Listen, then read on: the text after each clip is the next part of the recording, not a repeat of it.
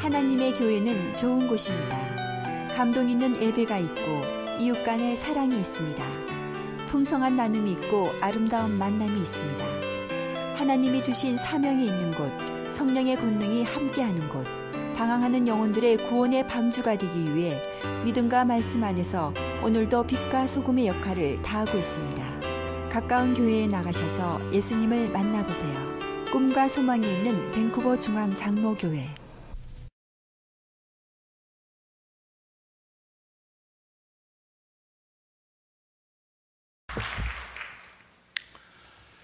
주일에 하나님의 전에 올라오신 여러분에게 우리 하나님의 은혜와 복이 있기를 축원합니다. 9월 첫 번째 날이네요, 그죠? 우리는 잘 사용하지 않는데 캐톨릭 교회가 가져가서 잘 쓰시는 말이 있습니다. 그래서 좀 갖다가 카피를 했으면 좋겠는데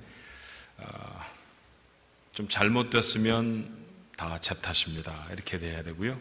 좀 잘 되는 게 있으면 다 뭐라고 말해야 될까요? 덕분입니다. 이렇게 하면 됩니다. 8월에 사연도 많고 어려움도 많으셨을 줄 압니다만 그래도 성도들이 함께 기도해 주셔서 잘 지나셨죠? 그래 옆에 분들하고 한번 인사하시면 좋겠습니다. 덕분에 잘 지났습니다. 같이 한번 인사할까요?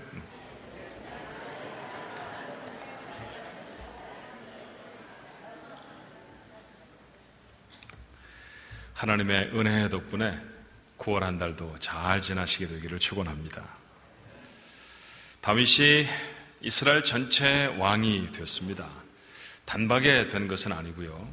사실은 왕으로 기름 부은 것은 조금 어린 시절이었는데 골리앗을 넘어뜨리는 믿음의 시험장도 있었고 또 그것 때문에 왕의 시기를 받아서 들판을 쫓겨다니던 세월도 적지 않았습니다. 정말 죽을 뻔했습니다. 그러다가 어떻게 해서 유다, 남쪽에 모여 살던 유다 지파의 지원으로 왕이 되어졌죠. 반쪽짜리 나라를 다스렸습니다. 그렇게 7년쯤 왕노릇했습니다. 근데 이제 북쪽 나라 다스리던 사울이 죽었고 그 아들이 잠깐 왕노릇하다가 이스라엘 나라가 전부 다 하나로 통합되어지게 됐어요.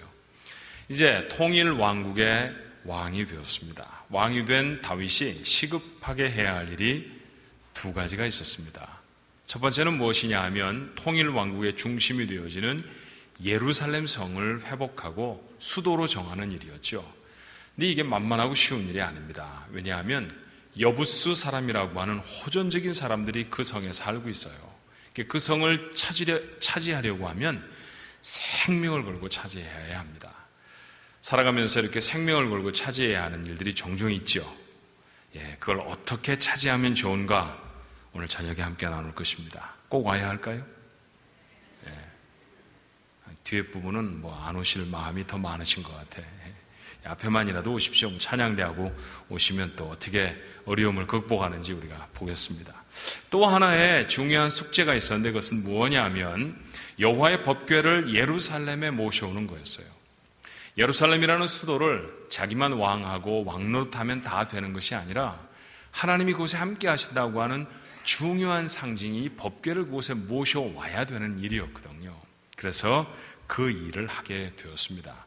오늘 본문의 말씀에 보니까 여호와의 법궤 또는 하나님의 궤, 우리는 언약궤라고도 알고 있죠. 성경에 그런 여러 가지 표현으로 사용되어지는데 이것은 모두가 다 한 가지 물건을 가리키는 말입니다.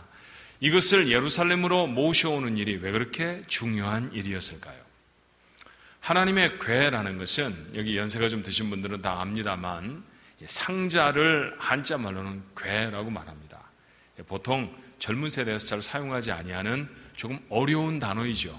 그러니까 아주 쉽게 말하면 나무 상자, 박스입니다. 높이는 한 120cm 정도이고요. 폭은 한 70cm 정도.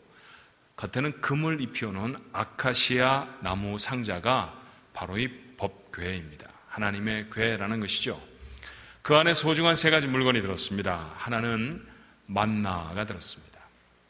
이 만나는 이스라엘 백성이 40년 동안 광야를 지나올 때 하나님이 먹여주셨던 음식입니다. 그것을 그 안에 담아서 하나님이 너희 평생 너희를 먹이실 것이다. 그거 확인시켜 주십니다. 우리의 남은 생에도 하나님이 먹여주실 줄로 믿습니다. 근데 만나라는 것이 하루만 지나면 썩어버리는 그런 음식이거든요. 아주 프레시한 음식입니다. 그런데 황금 항아리에 넣어두어서 법궤 안에 보관하였던 만나는 세월이 지나도 썩지 않았어요. 왜냐하면 이스라엘 백성 앞에 보여주어야 하는 하나님의 보호와 공급의 상징이었기 때문입니다. 두 번째는 아론의 쌍난 지팡이라는 것이 있습니다. 자, 모세가 갑자기 이스라엘 백성 앞에 서서 너희들의 지도자다 그랬을 때 베푼 능력을 보고서 사람들이 어찌저찌 따라가긴 따라갔습니다만 모세의 평생에 그 리더십에 계속된 도전이 있었습니다. 제사장, 특별한 옷 입고 하나님 앞에 나서서 제사 드리는 사람이었는데 왜 꼭 아론만 해야 되느냐, 이런 도전도 있었죠. 그래서 하나님은 이스라엘 백성의 리더십을 분명히 해야 할 필요가 있었습니다. 이스라엘 백성의 12지파를 다 모아놓고 그 지파의 우두머리들의 지팡이를 다 가져가라고 했어요. 우두머리들이 들고 있었던 지팡이니까 죽은 나무일까요? 산 나무일까요? 이거 다 죽은 나무입니다. 막대기입니다. 그런데 그 나무를 다 놔두고 하룻밤 텐트에 들어가 자고 나왔더니 죽은 나무에 싹이 돋았습니다. 딱 한 나무에 말이죠. 아론이 들고 다니던 지팡이였습니다. 사람들 모두에게 확인시키시죠. 아론이 지도자다. 아론이 대장이다. 아론을 통해 너희를 지도할 것이다. 하나님이 세워주신 리더십입니다. 리더십이 흔들리면 교회고 가정이고 나라고 제대로 못 갑니다. 좌충우돌하고요. 사공이 많으면 배가 산으로 간다. 이거 옛날 말입니다. 사공이 많으면 배가 가라앉습니다. 그럼 못 갑니다. 그래서 리더십 분명해라 라는 증거로 아론의 쌍난 지팡이 법궤 안에 넣어두셨습니다. 또 한 가지, 이스라엘의 인생 속에서 가장 중요한 것이죠. 하나님의 말씀입니다. 세월이 지나가도 민족과 나라가 달라도 사는 것이 달라져도 변함없이 지켜야 할 하나님의 법, 십계명입니다. 그 십계명을 적어놓은 돌판을 그 법궤 안에 넣었습니다. 이렇게 세 가지 물건이 모두 다 이스라엘 백성에 있어서는 굉장히 중요한 의미를 갖는 것이었죠. 그렇게 넣어두고 뚜껑을 속죄소라고 하는 두터운 나무로 닫았습니다. 그리고 그 나무 뚜껑 위에는 천사 둘을 새겨서 서로 얼굴을 마주보게 했습니다. 성경에 단 한 차례밖에 등장하지 아니하는 천사인데 그룹이라고 하는, 영어 성경에는 캐로핌이라고 번역되어 있는 천사가 바로 그 천사입니다. 그런데 이것이 모양이 멋있고 싸고 있는 것이 금이고 그 안에 담고 있는 게 뭐 특별한 물건이고 그래서 중요한 것이라기보다는 이것이 갖는 더 중요한 의미는 하나님의 임재의 상징이었기 때문입니다. 하나님이 너희와 함께 하신다라는 상징을 하나님 그들 가운데 법궤를 두심으로 확인해 주셨다는 것이죠. 펜실베니아 주에는 랭캐스터라고 하는 곳이 있습니다. 혹시 미국에 사셨던 분, 펜실베니아 사셨던 분들은 아실지 모르겠는데 제가 공부를 했던 필라델피아와 좀 가까운 곳이라 한 2시간, 3시간 정도 가면 되는 곳이라 그곳에 가곤 했습니다. 그런데 그곳에 침례 교파의 일파인 메노나이트 교도들이 홀리 텐트, 성막, 타버너클이라는 것을 원형 그대로 만들어 놓았어요. 똑같은 재료로 똑같은 모양으로 그렇게 해서 그곳에 지어놨습니다. 돈 주고 들어가서 구경해야 되는 것이죠. 그래서 들어가면 그 교회에 인도하시는 분이 이것은 어떻고 저것은 어떻고 다 설명을 해줍니다. 성막의 맨 밑에는 무슨 가죽이 있고 그 다음에는 뭐고 그 다음에는 무엇이었고 이런 것도 다 설명해 주어요. 근데 한참 그 얘기를 다 듣다가 참 이상한 것 하나가 있었습니다. 그건 뭐냐 하면 성경에 성막에 대해서 자세히 설명해 주고 있음에도 불구하고 성막의 바닥이 어떻게 되어 있는지는 한 번도 본 적이 없어요. 제가 신학교 다니면서 성경 읽으면서 본 적이 없습니다. 여러분 혹시 아십니까? 성막의 바닥은 뭐로 되어 있을까요? 페르시아산 융단이 깔려 있을까요? 무엇으로 되어 있는지 전혀 읽은 적이 없습니다. 그래서 제가 질문을 했죠. 혹시 성막의 바닥이 무엇으로 되어 있는지는 아십니까? 그랬더니 이 사람이 글쎄요, maybe 뭘로 되어 있을까? maybe 뭘까요? maybe sand? 그러더라고요. 근데 그 말이 얼마나 저에게 충격적이었는지 모릅니다. 여러분, 하나님이 계시는 곳입니다. 그런데 그 바닥이 뭘로 되어 있다고요? 모래밭입니다. 모래 땅 위에 하나님이 계십니다. 하나님이 모래를 좋아하셔서 그곳에 계셨을 리는 없습니다. 왜 그곳에 계셨을까요? 이스라엘 백성, 당신의 백성이 계셨기 때문에 그곳에 함께 하셨는 줄로 믿습니다. 오늘 이 밴쿠버 중앙장로교회 와보니까 뒤에 산이 병풍처럼 쫙 둘러서 있고 기가 막히게 요새 있네요. 이렇게 아름다운 예배당 쉽게 볼 수 없는 곳입니다. 정말 멋진 예배당입니다. 여러분께 생각하십니까? 그런데 이곳이 너무너무 아름다워서 하나님이 이곳에 계실까요? 이것보다 더 멋진 건물은 세상에 참 많습니다. 경치 좋자고 하면 이곳 말고도 많을 것입니다. 그런데 하나님은 경치 좋은 곳, 돈 많이 들인 곳에 계시지 않습니다. 어디에 계실까요? 자기 백성이 있는 곳에 함께 계십니다. 오늘 이곳에 하나님이 함께 하시는 줄로 믿습니까?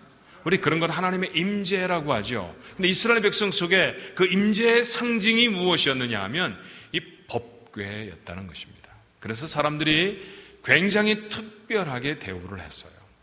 아주 엄중하게 관리하도록 했습니다. 자, 아무나 볼 수 없었죠. 좀 전에 말씀드렸던 타버너클, 성막의 가운데 두었습니다. 그리고 나중에 성전이라는 것을 지었을 때는요, 그 성전의 가장 깊숙한 곳에 두었습니다. 지성소라는 곳 말이죠. 그곳은 이스라엘의 대제사장도 1년에 꼭 한 번밖에는 들어갈 수가 없는 곳이었습니다. 그런데 대제사장이 입는 옷을 자세히 살펴보면 다른 건 다 나름 의미가 있습니다만 이걸 뭐 하는 데 쓰는 물건인고 하는 물건이 하나 있어요. 그것은 대제사장이 겉옷 안에 받쳐 입는 속치마가 있습니다. 그 속치마의 주름마다 방울이 달려 있어요. 방울이 달려 있다는 얘기는 입은 사람이 움직이면 소리가 난다라는 뜻입니다. 그렇죠? 제사장이 움직일 때, 그러니까 대제사장이 움직일 때 늘 소리가 났습니다. 왜 소리가 나게 만들었을까? 그런데 대제사장이 지성소 안에 들어갈 때는 발목에다가 밧줄도 묶고 들어갔습니다. 그러고 보니까 이유가 있는 것 같아요. 아무도 들어갈 수 없는 곳입니다. 대제사장밖에는 법궤 앞에, 하나님의 궤 앞에 설 수가 없습니다. 그런데 그 궤 앞에 서서 하나님 앞에 분향의 제사를 드릴 때 만약에 이 대제사장이 살아있다고 하면 밖에 소리가 들렸을 거예요. 움직이는 소리가 딸랑딸랑 딸랑딸랑하고 그 방울 소리가 들렸겠죠. 그런데 어느 순간에 방울 소리가 멈춥니다. 한참을 귀를 기울여도 방울 소리가 들리지 않습니다. 그럼 대제사장이 어떻게 된 걸까요? 죽었다는 것입니다. 움직이지 않으니까 말이죠. 죽었으니 내와야 하잖아요. 그런데 아무도 들어올 수 없다라고 하나님이 못을 박으셨기 때문에 그 사람을 꺼내는 도구는 무엇이었을까요? 발목에 묶은 밧줄이었습니다. 그때 대제사장 안항이 천만다행입니다. 그렇죠? 그렇잖아요. 그죠? 총회장 정도 하면 뭐 대제사장하고 비슷한 것일까요? 어쩌면 총회장을 할지도 모르는데 그렇게 되면 죽을 각오를 해야 합니다. 그런데 어떻게 보면 오늘을 살아가는 목회자들의 모습이 그래야 하지 않을까. 제가 도전받는 말씀이죠. 그런데 하나님의 임재 앞에 나아갈 때 죽을지도 모른다라는 생각을 갖고 나아갔다는 사실, 이거 여러분 잊지 않아야 합니다. 뿐만 아니라 이 법궤라는 것, 하나님의 궤라는 것은 이스라엘 백성의 정신적인 지주이기도 했어요. 한 가지 사건만 생각해 보면요, 여러분이 잘 아는 말씀이죠. 사무엘 상 4장의 말씀에 보면 전투 하나가 기록되어 있습니다. 그때 이스라엘 백성의 대장은 홈리와 비느하스라는 사람이었고요. 그리고 맞서서 싸워야 하는 사람은 할아버지 때도 싸웠고 아버지 때도 싸웠고 지금도 싸우고 있는 누굴까요? 첫 시간에 나왔던 사람은 압니다. 누굽니까? 블레셋입니다. 그렇죠. 아벡이라는 곳에서 전투를 벌이고 있습니다. 첫 번째 전투에 졌어요. 전쟁하다가 지는 것은 사람이 죽었다라는 얘기입니다. 4,000명이나 되는 이스라엘의 아들들이 죽었습니다. 누군가의 아들이었고 누군가의 남편이었고 누군가의 아버지였을 것입니다. 그런 4,000명이 죽었습니다. 얼마나 큰 슬픔이었을까요? 이스라엘이 슬퍼했습니다. 뿐만 아니라 이렇게 하다가 나라를 잃어버리는 것 아니야? 하나님이 더 이상 우리 안 도와주시면 어떻게 하지? 라고 하는 불안함이 그들 속에 있었습니다. 그들의 두려움이 얼마나 컸던지 그들은 울고불고 전쟁을 더 이상 치를 수가 없었어요. 어떻게 하면 이길 수 있을까? 어떻게 하면 이 전쟁의 판도를 바꾸어버릴까 고민했겠죠. 그들이 한 가지 꾀를 생각해냅니다. 하나님이 함께 하시면 이길 것 같다. 맞습니다. 하나님이 함께 하시면 어떤 전쟁이라도 이기죠. 그래서 하나님이 함께 하신다고 하는 상징 법궤를 가져오기로 했습니다. 법궤를 모셔왔습니다. 그때 이스라엘의 사기가 얼마나 높아졌는지 몰라요. 얼마나 높아졌나 성경 한번 확인해 볼까요? 사무엘상 4장 5절에 여호와의 언약궤가 진에 들어올 때 이스라엘이 큰 소리로 외치매 땅이 울렸습니다. 소리를 얼마나 크게 높였는지 땅이 울릴 정도였습니다. 무슨 뜻입니까? 이제 하나님이 함께 하시니 이겼다라는 뜻입니다. 그런데 이겼나요? 계속해서 그 성경을 읽어보면 하나님의 법궤를 가져왔음에도 불구하고 그들은 그 전쟁에서 이길 수가 없었습니다. 사무엘상 4장 10절에 보니까 또 졌죠. 블레셋 사람이 쳤더니 이스라엘이 패하여 각기 장막으로 도망하였고 사륙이 심히 커서 이스라엘 보병에 엎드러진 자가 3만이었으며 3만 명이 전사했습니다. 더 크게 졌습니다. 많은 사람이 죽은 것도 문제였지만 더 큰 문제는 법궤를 빼앗겨버린 거예요. 사무엘상 4장 11절에 하나님의 궤는 빼앗겼고 엘리의 두 아들 홈니와 비나스는 죽음을 당하였더라. 그저 이스라엘의 보물 하나를 잃어버린 게 아니었습니다. 이게 뭘 의미합니까? 하나님을 뺏긴 겁니다. 하나님을 뺏긴 이스라엘 백성에게는 더 이상 희망이 없잖아요. 자, 하나님의 궤를 빼앗은 블레셋은 자신들의 신전 다곤 신전에 이 하나님의 법궤를 더 갖다가 벌려놓습니다. 전리품이다 이거죠. 그리고 그 발밑에 두었습니다. 다곤이 굽어봤을 것입니다. 그런데 아침이 되어 보니까 상황이 달라졌어요. 그렇게 자랑스럽던 다곤신 그 신상이 다 부서져서 법궤 앞에 나둥그러져 있습니다. 아유, 이게 어떻게 된 일이냐? 누가 도대체 이런 짓을 했느냐? 아무도 그 일을 한 자가 없습니다. 혹시 법궤가, 혹시 이스라엘의 하나님이라는 분이 아마 그렇게 생각했겠죠. 그러고 보니 갑자기 도시에 병이 돌기 시작했습니다. 독종의 재앙이 퍼지는데 아무도 그 질병을 막을 수가 없습니다. 야, 이거 여호와 때문에 우리가 저주를 받는가 보다. 얼른 그 법궤를 다른 도시로 옮기죠. 그래서 아스돗에서 가드로 옮겨갔습니다. 그랬더니 가드에 전염병이 창궐합니다. 그래서 에그론으로 옮겼습니다. 그랬더니 그곳에서도 사람들이 죽어나갑니다. 큰일 났습니다. 가는 곳곳마다 하나님의 재앙이 있습니다. 결국에 가드 사람들은 이 하나님의 궤 법궤라는 것을 이스라엘로 돌려보내기로 했어요. 그런데 아마 똑똑했던 한 사람이 그랬을 것입니다. 우연인 줄 어떻게 아냐? 하나님이 정말 하신 일인지 아니면 우연히 전염병이 돌아서 우리가 죽었는지 어떻게 아냐? 그러니까 한 번 더 시험해보자. 그래서 시험해보기로 했죠. 송아지를 낳았는데 아직 젖을 떼지 않은 송아지를 가지고 있는 어미소 한 마리를 잡아왔습니다. 그 어미소에게 가장 소중한 것은 아직 젖을 물리고 있는 송아지 분명할 거 아닙니까? 그런데 그 소에게 수레를 만들어서 법궤를 지어놓고 그 다음에 이스라엘 쪽으로 가도록 하는데 이스라엘로 만약에 가면 지 새끼 돌아보지 않고 이스라엘로 가면 이거 분명히 하나님이 하신 일이다. 그런데 자기 새끼가 불쌍해서 돌아서면 이건 하나님하고 상관이 없이 우연히 된 일이니까 겁낼 것 없다 그랬습니다. 그래서 그런 소 한 마리 잡아다가 수레를 만들고 수레 위에 법궤를 실었죠. 뒤에서는 송아지가 음메 젖을 달라고 우는데 이 소의 엉덩이를 턱 치니까 어떻게 됐을까요? 이스라엘 지경으로 뒤로 돌아보지도 않고 한 걸음 갑니다. 그 이스라엘 마을이 벳세메스라는 곳이었죠. 그래서 그 이후로 하나님의 일을 자신의 삶을 돌아보지 않고 순종하는 사람을 빗대어 말할 때 뭐라고 말합니까? 벳세메스로 가는 암소와 같다라고 말합니다. 그렇게 법궤가 이스라엘 지역으로 돌아왔습니다. 이스라엘 사람들은 기럇 여아림이라는 곳에 아비나답이라고 하는 제사장의 집에 모셔드렸습니다. 그렇게 수십 년이 지났어요. 법궤를 마땅히 옮겨와서 하나님 앞에 제사하고 분향할 만한 장소가 없었습니다. 그런데 이제 다윗이 나라를 회복했죠. 이스라엘의 왕이 되었습니다. 예루살렘은 수도입니다.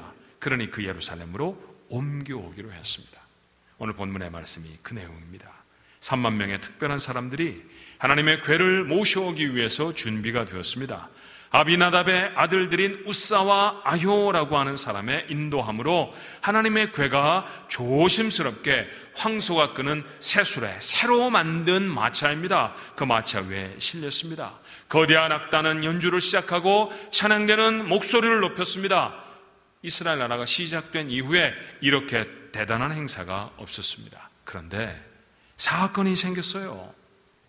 나곤의 타작마당이라는 곳을 지날 때 황소가 무엇을 보았는지 깜짝 놀라서 펄쩍 뛰었습니다. 황소가 뛰었으니 어떻게 됐을까요? 뒤에 매달아 놓은 수레도 움직였을 것입니다. 그러니 수레 위에 실어 놓았던 법궤가 어떻게 될 뻔했습니까? 굴러 떨어질 뻔했습니다. 이럴 때 어떻게 해야 됩니까?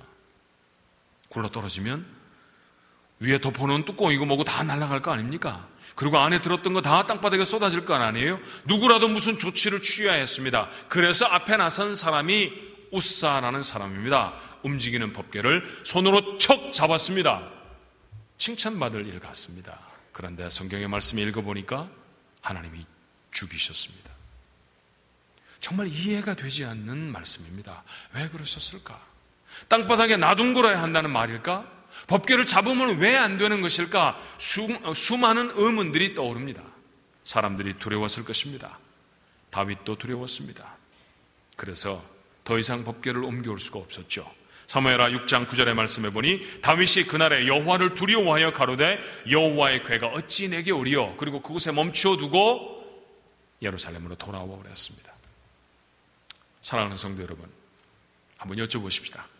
고개를 다 드시고 눈을 크게 뜨시고, 세상에서 제일 무거운 게 뭘까요? 아무리 힘이 센 장사도 들어올리기 어려운 것이 있답니다. 뭘까요? 눈꺼풀입니다. 눈꺼풀.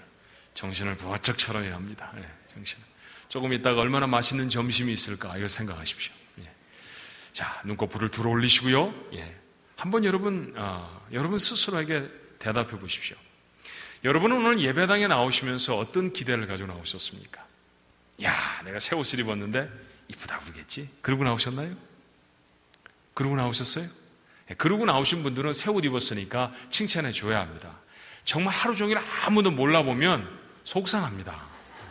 정말 속상해. 한번 옆에 분들 보세요. 혹시 새 옷 입고 오신 분 계신가? 찬양대는 가운 살짝 들쳐서 보고 새 옷이면 야, 이쁘다 그러셔야 합니다. 야, 장로님 넥타이 기가 막히네요. 그렇죠? 근데 그런 걸 기대하고 나오지 않습니다. 오늘 찬양대 찬양 너무 잘합니다. 특별히 하이 소프라노는 밥을 2그릇씩 잡수십시오. 그렇게 하시다가는 이게 체력이 딸려서 안 되겠습니다. 너무 아름다운 찬양입니다. 근데 찬양대 노래 얼마나 잘하나 들으러 오셨나요? 그런 것도 아닙니다. 그렇죠? 청소 상태 점검하러 오신 분 계십니까? 그래서 강대상도 다 이렇게 닦아보고 여기 뭐가 좀 있다. 누가 안 닦았네, 그죠? 그러고 돌아다니는 사람 여러분 중에 아무도 안 계셨을 거예요. 예배당에 나오는 여러분의 가장 최고의 관심은 하나님 만나는 것입니다. 맞습니까? 하나님 만나러 왔습니다. 여러분의 가정에 가장 큰 소원이 있다고 하면 뭘까요? 하나님의 임재가 경험되는 것입니다. 여러분의 아이의 가장 큰 축복이 있다고 하면 뭘까요? 하나님이 평생 함께하는 아이가 되었습니다. 그렇죠. 우리의 소원이 그런 것입니다. 하나님의 임재, 우리의 마음의 소원입니다. 그런데 여러분, 하나님이 함께 하시면 무서운 일도 생깁니다. 오늘 본문이 그렇잖아요. 하나님이 함께 하셨더니, 하나님이 함께 하신다고 하는 임재의 상징이었던 법궤를 손을 대었더니 죽기도 합니다. 이건 두려운 일이기도 하잖아요. 도대체 어떻게 해야 하나님의 임재가 우리에게 축복이 되어질까? 어떻게 해야 하나님의 임재라고 하는 놀랍고 큰 축복을 만날까? 왜 우사는 죽었으며 도대체 우리가 하나님 앞에 무엇을 어떻게 해야 하는 것일까? 뭐가 잘못된 것일까? 하나님은 언약궤를 어떻게 취급해야 할 것인가를 굉장히 소상하게 설명해 주셨습니다. 자, 율법의 몇 곳을 찾아보면 단박에 알 수 있죠. 민수기 4장 15절의 말씀에 이렇게 되어 있습니다. 행진할 때 아론과 그 아들들이 성소와 성소의 모든 기구 덮기를 피라거든 고핫 자손이 와서 맬 것이라. 여기는 목주어가 빠져 있는데 무엇을 매느냐 하면 법궤를 매는 것입니다. 그러나 성물은 만지지 말지니 여기서 언급하고 있는 성물이라는 것도 하나님의 궤, 언약궤, 법궤를 말하는 것입니다. 죽을까 하노라. 벌써 하나님 뭐라고 말씀하셨어요? 만지면 죽는다, 그렇게 말씀하셨어요. 그러니까 만지지 말아라.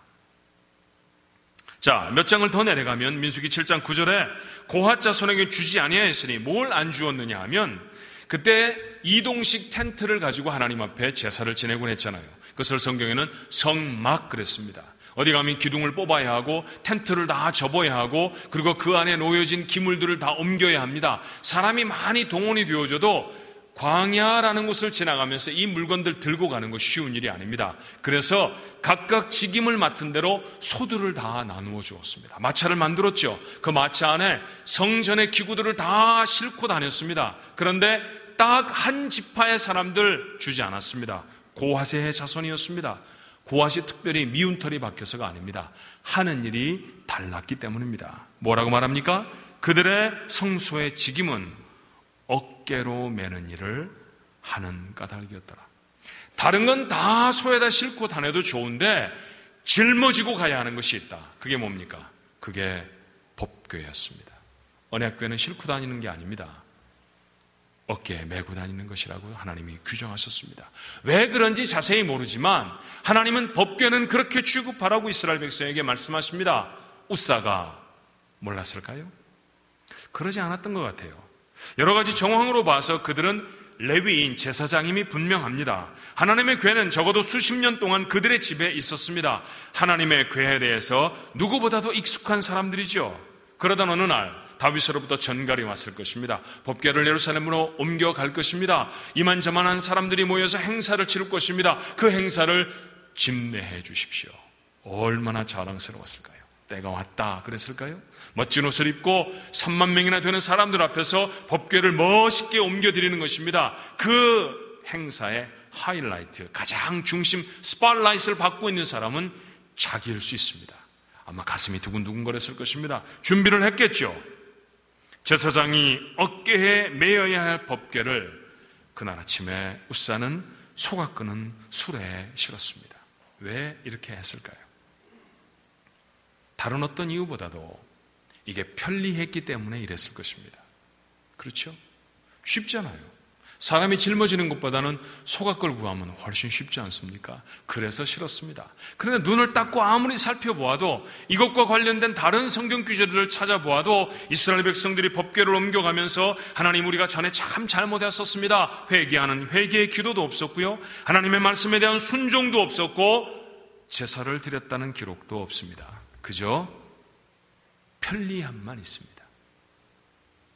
앞을 향해 가던 수레가 덜컹합니다. 그러자 손을 내밀어서 법궤를 붙들었죠. 어쩌면 우사에게 있어서 하나님은 궤장 하나에 담길 만큼 보잘것없는, 그래서 붙들어 주어야 자리를 유지할 수 있는 그렇게 연약한 하나님, 그런 하나님이 되어진 건 아니었겠습니까? 조금도 하나님을 두려워하지 않습니다.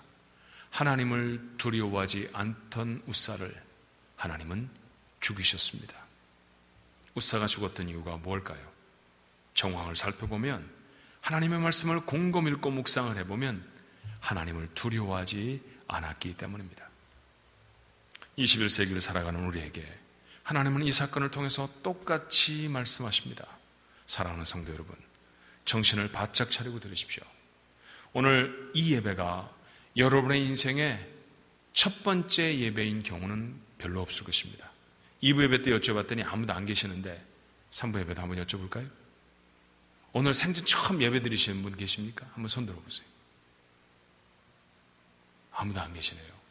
다음부터는 생전 처음 예배 드리시는 분이 매번 예배 때마다 있었으면 참 좋겠습니다. 그날 어떻든 간에 아무도 손 드신 분이 없는 걸로 보니까 여러분 이 예배 이전에도 여러 번 예배를 들으셨을 것입니다. 예배 어떻게 드리는지 잘 알죠. 찬양대 언제 묵도송을 해야 하는지 알죠. 언제 마지막 송영을 해야 하는지 알죠. 어디서 소프라노가 나오고 어디서 테너가 나오고 어디서 베이스가 나와야 하는지 알죠. 이분들 모르시는 모양입니다. 지휘자가 그날 서서 막 하면 그냥 나옵니까? 여러분 다 알죠. 다 안다는 얘기는 말이죠, 더 잘할 수 있다 이런 장점은 있습니다. 그런데 여러분, 잘 알면 함부로 할 수 있습니다. 쉽게 할 수 있습니다. 별로 깊이 있게 생각하지 않고 할 수 있습니다. 우리가 늘 하는 기도, 밥 먹을 때마다 기도하죠. 식사 기도 하잖아요. 근데 여러분, 식사 기도를 할 때마다 기도의 내용을 바꾸는 분은 별로 안 계십니다. 그렇잖아요. 여러분, 대충 아마 이런 기도일 겁니다. 맛있는 음식 주셔서 감사합니다. 먹고 건강하게 해주십시오. 그렇죠? 그건 뭐 틀렸다는 거 아닙니다. 그렇게 기도하고 맛있게 드십니다. 그런데 그런 기도에 익숙해지다 보면은 어떤 때는 자동차 타고 어디 가려고 딱 운전대 잡고 하나님 맛있는 음식 주셔. 이거 뭘 하고 있는 거지? 뭐에 익숙해져 버렸나요? 식사 기도에 익숙해져 버린 것이죠. 어쩌면 우리가 그럴지 모릅니다. 한 번 아니라 수십 번의 예배를, 수백 번의 예배를 드려왔기 때문에 우리가 이 예배에 익숙해져 버렸는지 모르죠. 어떻게 예배 드리고 예배 다음에 무엇이 있고 너무 잘 압니다. 그래서 우리가 이 예배를 하나님 앞에 나와서 드릴 때 잘못할 수 있는 정말로 중요한 것, 하나님을 두려워하지 않을 수 있다는 것이죠. 하나님은 두려운 분이십니다. 하나님은 무서운 분이십니다. 하나님 무서운 분이라고 믿으십니까? 안 믿으세요? 이게 확실히 이게 목사들의 책임입니다. 여러분이 안 믿는 거 보니까. 요즘 우리가 살아가고 있는 이 시대를 뭐라고 말하냐 하면요, 포스트 모더니즘이라고 말해요. 우리말로 번역하면 후기 현대주의라는 뜻입니다. 그런데 현대주의가 있었으니까 후현대주의도 있겠죠.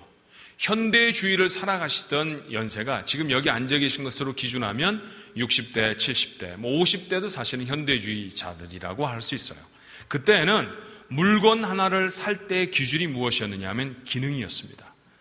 이 쿠쿠라는 밥통이 밥이 잘 되는지. 쿠쿠 안 쓰세요?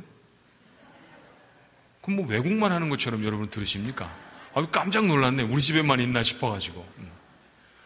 아니, 이게 밥이 잘 되는지, 그 밥이 잘 되는 것과 비례해서 값이 맞는지, 그거 보고 삽니다. 그렇죠? 그게 현대주의를 살아가던 사람들입니다. 그런데요, 40대 이하는 물건 사는 거 좀 다릅니다. 딱 보고 느낌이 좋으면 삽니다.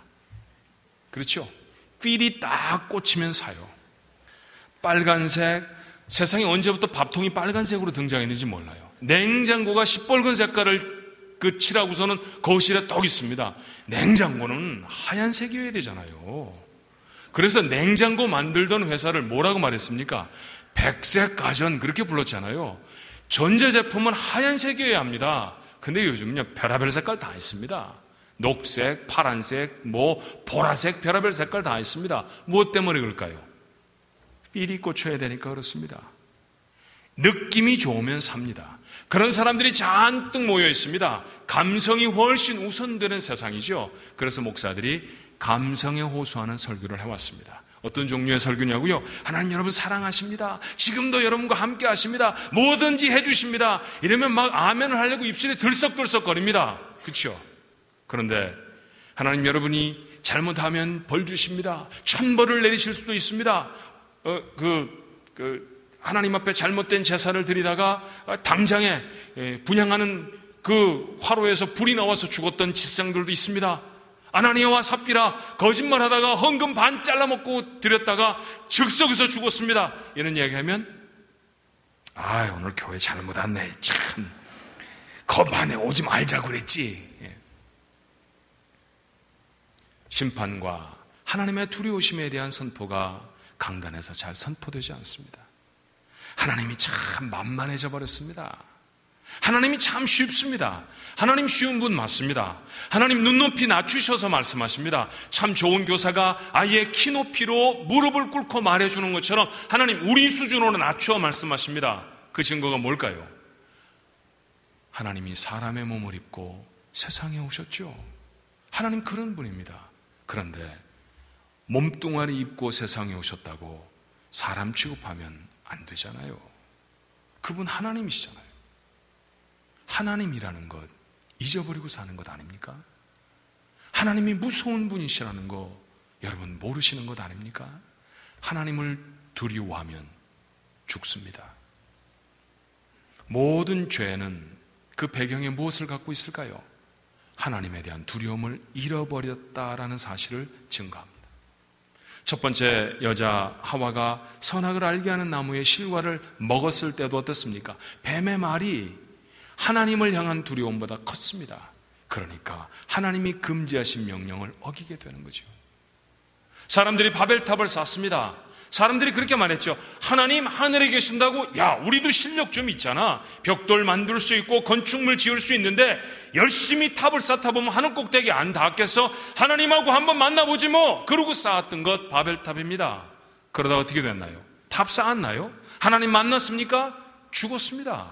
다 흩어져 버렸습니다. 함께 하지 못했습니다.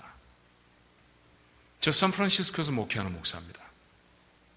천당 바로 밑에 한국에서 온 분들은 분당이 있다고 하던데 그건 모르는 분입니다. 사실은 천당 바로 밑에는 샌프란시스코가 있습니다. 그렇게 기가 막힙니다. 물론 여러분도 밴쿠버가 있다고 생각하시겠지만 샌프란시스코 정말 아름다운 도시입니다.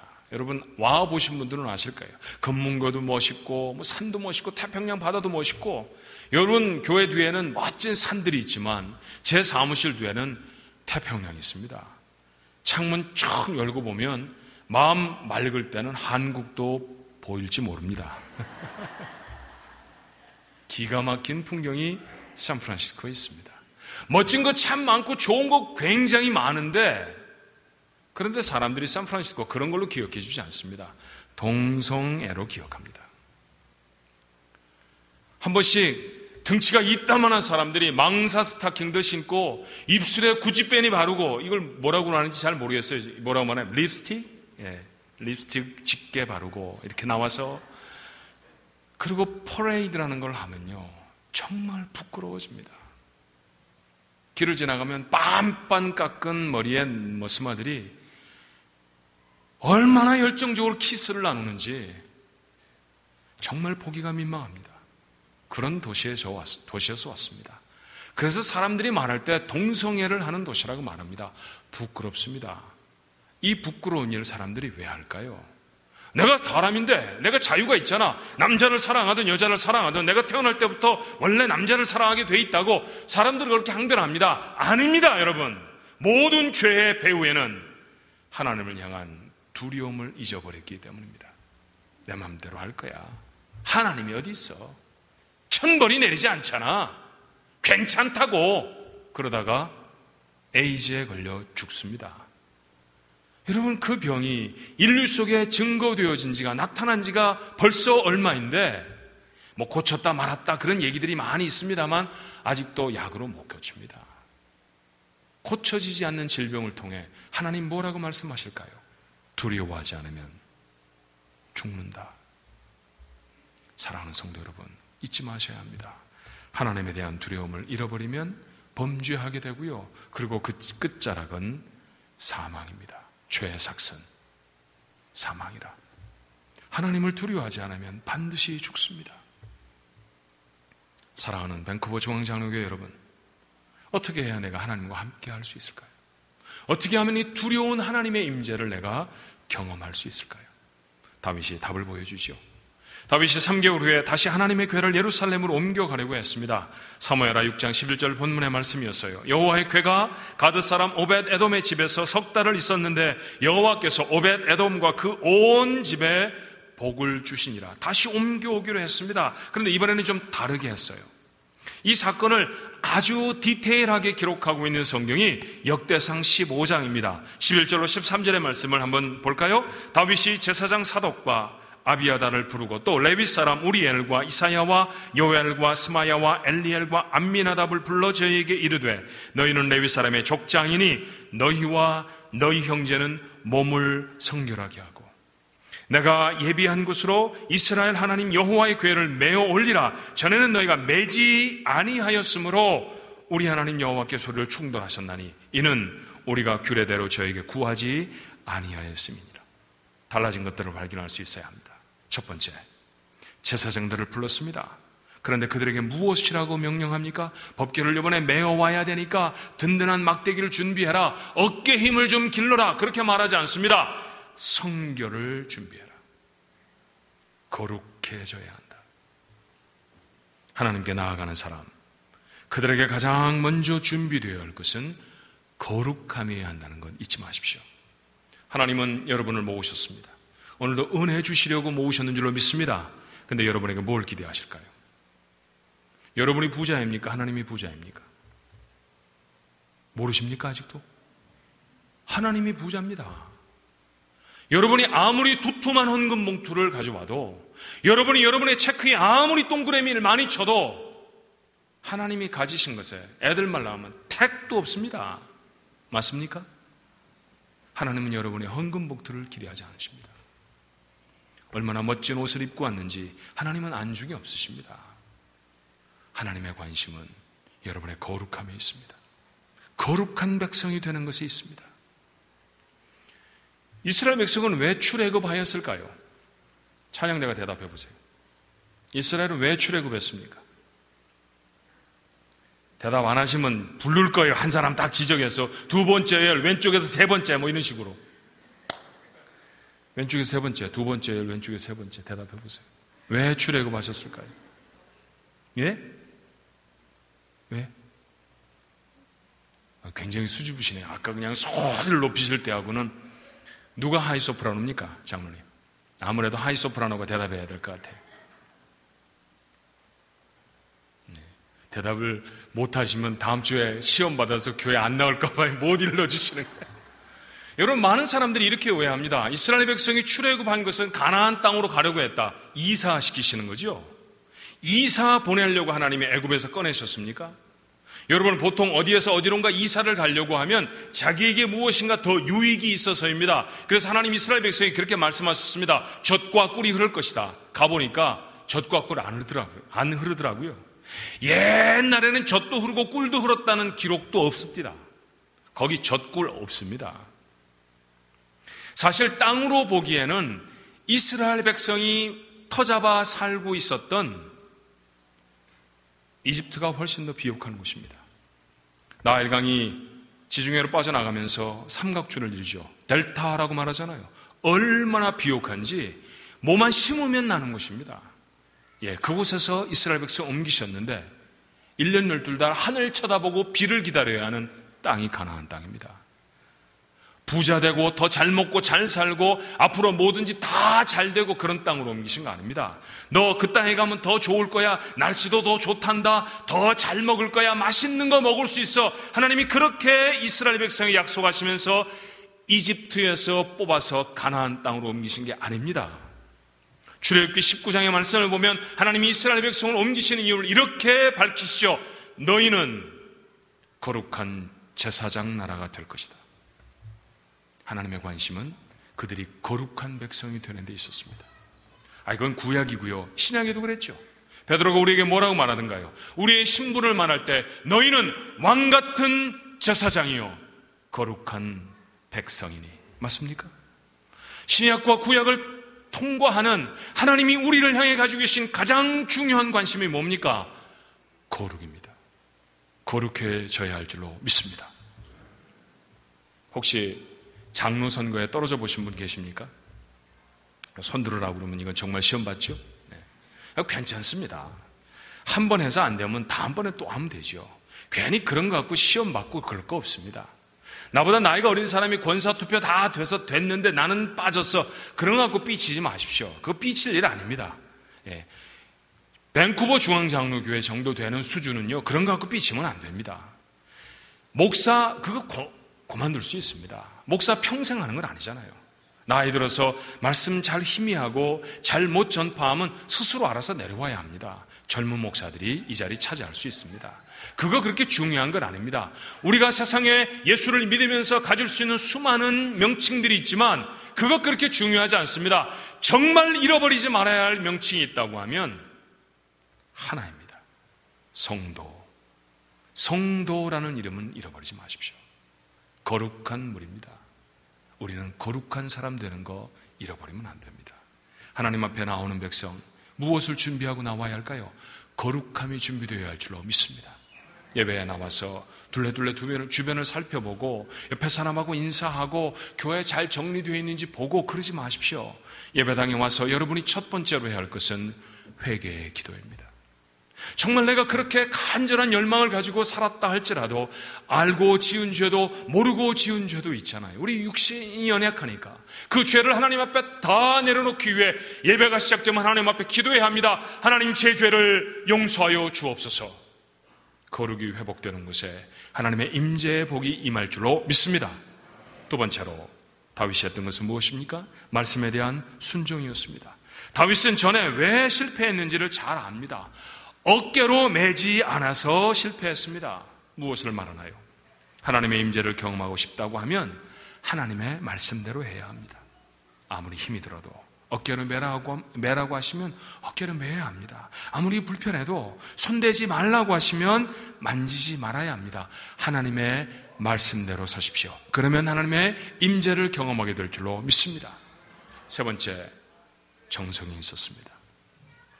하나님의 궤를 맨 제사장들의 걸음이 6걸음을 행하면 다윗은 제물을 드렸습니다. 사무엘하 6장 13절의 말씀이죠. 여호와의 궤를 맨 사람들이 6걸음을 행하며 다윗이 소와 살진 것으로 제사를 드렸습니다. 다윗이 할 수 있는 최선이었습니다. 우리가 이런 정성으로 하나님께 나아갈 때 하나님의 임재를 경험하게 될 줄로 믿습니다. 여러분, 가지고 계신 옷 중에 최고 좋은 옷 입고 오신 거 맞죠? 아니에요. 최고 좋은 것은 파티에 입고 가십니까? 아닙니다. 하나님 계신 곳에 입고 나와야 합니다. 하나님 예배할 때 제일 좋은 걸로 나와야 합니다. 하나님께 나아가는 사람이 그런 정성으로 나와야 합니다.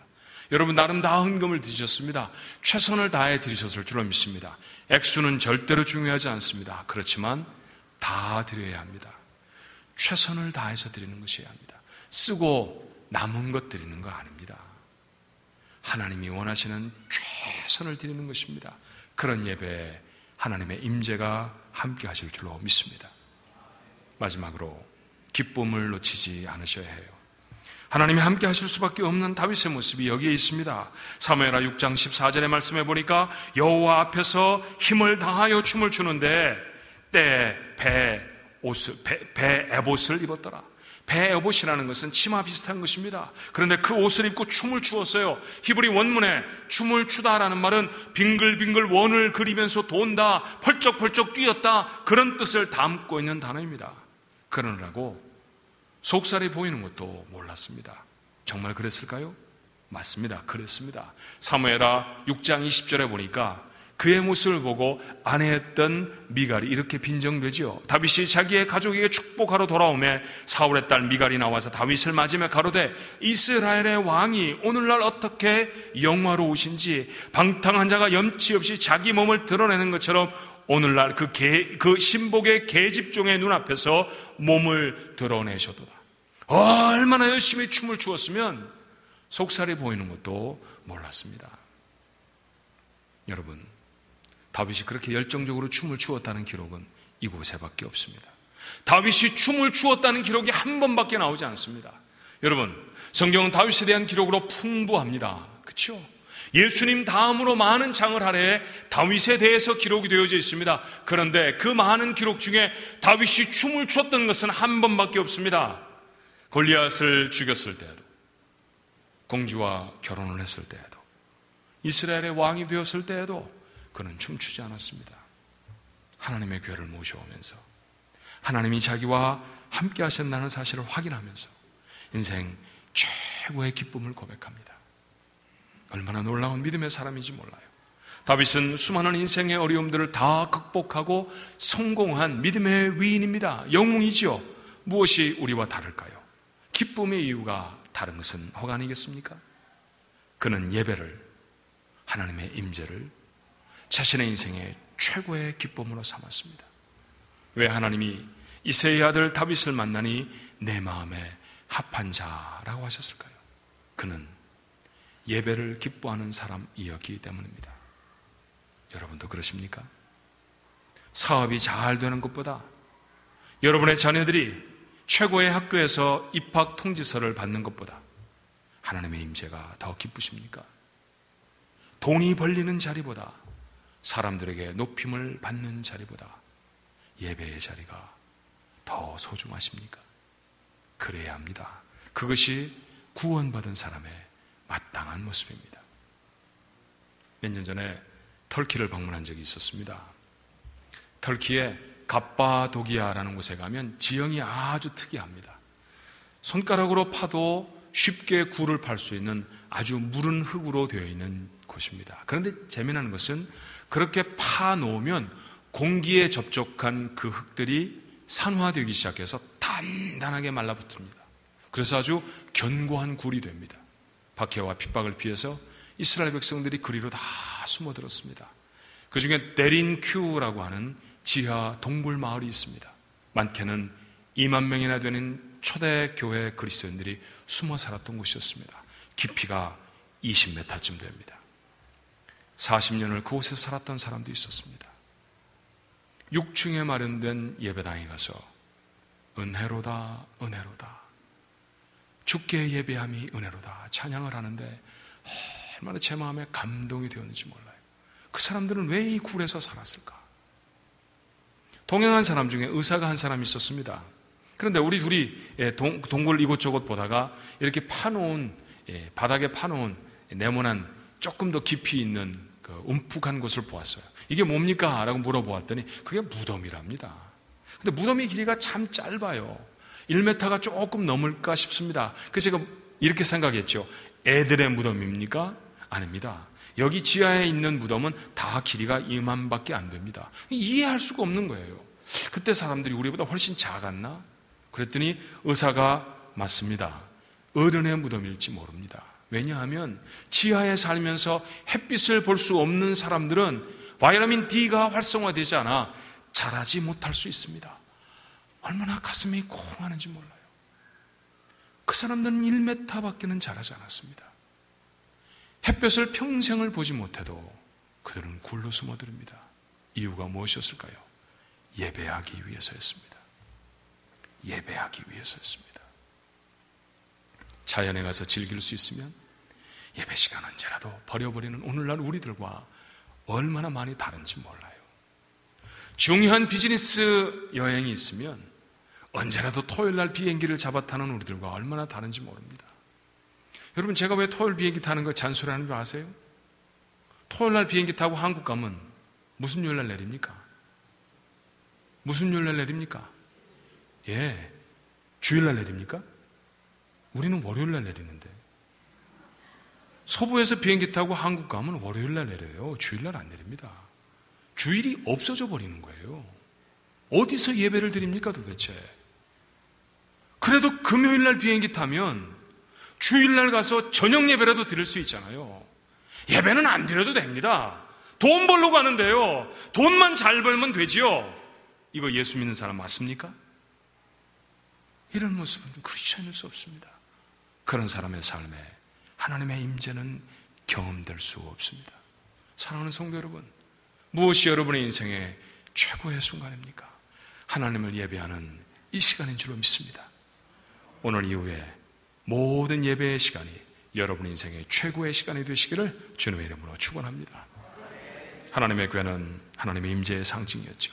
하나님이 함께 하시면 우리의 필요가 채워집니다. 문제가 해결되죠. 우리를 높이시고 우리를 존귀하게 하십니다. 하나님을 예배하는 곳에 이와 같은 은혜가 임하는 줄로 믿습니다. 우리 이것 돼야 하잖아요. 그런데 우리에게 이 임재의 축복이 사라져버렸나요? 그런 사람들에게 오늘 본문은 묻습니다. 형식적이지 않습니까?